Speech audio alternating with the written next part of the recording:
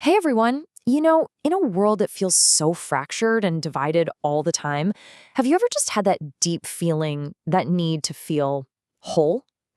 Today we're going to explore this really timeless idea, how certain spiritual virtues can give us a powerful path to healing and, you know, putting ourselves back together. Let's dive in. But first, I want to start with a question for you. What does it actually mean to feel whole? Seriously, think about it. Is it about being perfect?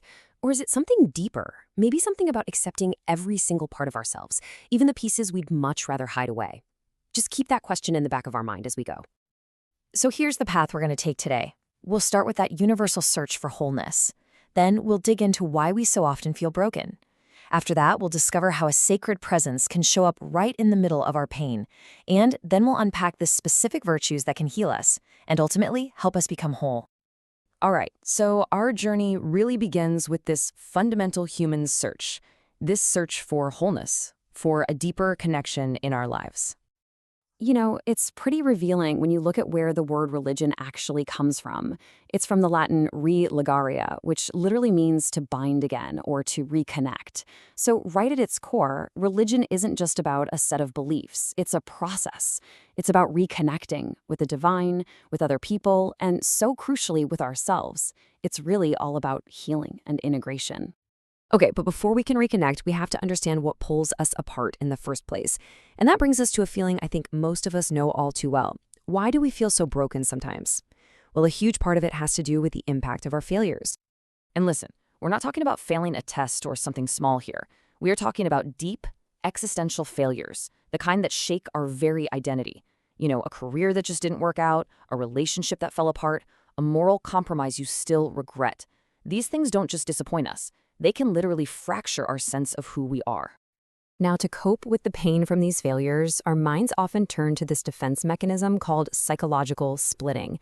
This is where we start seeing ourselves in these really rigid black and white boxes. We label parts of us good and other parts bad. It's basically our brain's attempt to push away all the shame, the guilt, and the fear that comes with our perceived flaws. And this creates basically an internal war. We build up this ideal self, this perfect, polished version that we show to everyone. But behind that mask, we're hiding what's called the shadow self, all the parts we're ashamed of. And living like that, it's exhausting, it's inauthentic, and it creates this constant humming anxiety underneath everything. Ultimately, this internal division is the source of that broken feeling. But here's the turning point. This is where things get really interesting. What if the very moments of our deepest pain are actually where transformation begins? This brings us to this incredible idea of finding a presence in our pain, of having a sacred encounter right when we feel the most lost. There's this really profound paradox at the heart of this experience. When we are at our absolute lowest, feeling completely broken, that can be the exact moment we are most open to a divine connection. All our usual defenses are just gone, and we become receptive in a way that we normally just aren't. This kind of experience is sometimes called the numinous.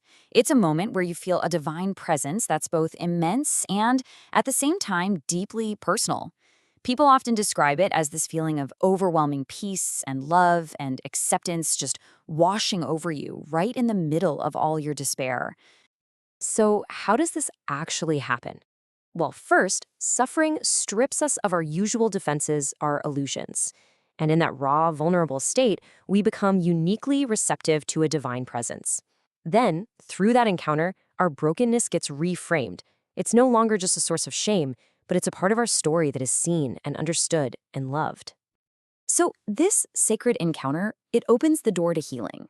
But how do we actively walk through it and heal that internal split? Well, let's look at our first set of practical tools, the virtues of forgiveness, mercy, and grace. What's so powerful here is how each one of these virtues directly pushes back against that psychological splitting. So forgiveness, it lets us release the shame from our past, and it weaves those experiences back into our story as part of our growth. Mercy is all about self-compassion. It quiets that harsh inner critic and just says, hey, it's okay to be imperfect. And grace? Grace is the ultimate unifier. It's this radical acceptance that our worth isn't something we have to earn, it's just there. Grace is what allows us to finally bring our ideal self and our shadow self together into one whole person. So with forgiveness, mercy, and grace, we start stitching ourselves back together. But to make that healing last, to really make it stick, we need to build some inner resilience. And the next set of virtues helps us do exactly that. First up is faith. Next up, we have hope. And if faith is our anchor, then hope is the engine of resilience. It's that stubborn belief that healing and growth are always possible, even when things look really bleak. Hope is the force that nourishes our spirit and whispers, keep going, a better future is possible. And finally, there's charity, but probably not in the way you usually think of it. In this context, charity is about giving compassion to ourselves. It's about treating yourself with the same kindness you would offer a dear friend, Allowing yourself the space to be human, to make mistakes, and to grow from them. All right, so we've looked at the problem of feeling broken, and we've gathered our tools for healing. This brings us to our final section, what it means to truly become whole and to walk that path to a fuller life. Here they are, all together: forgiveness, mercy, grace, faith, hope, and charity. Now, this isn't just some random list of nice-sounding words. As we've seen, each one plays a really specific, powerful role in healing our internal divisions and building a strong, integrated sense of self. They all work together. And this brings us to what might be the most important takeaway of all.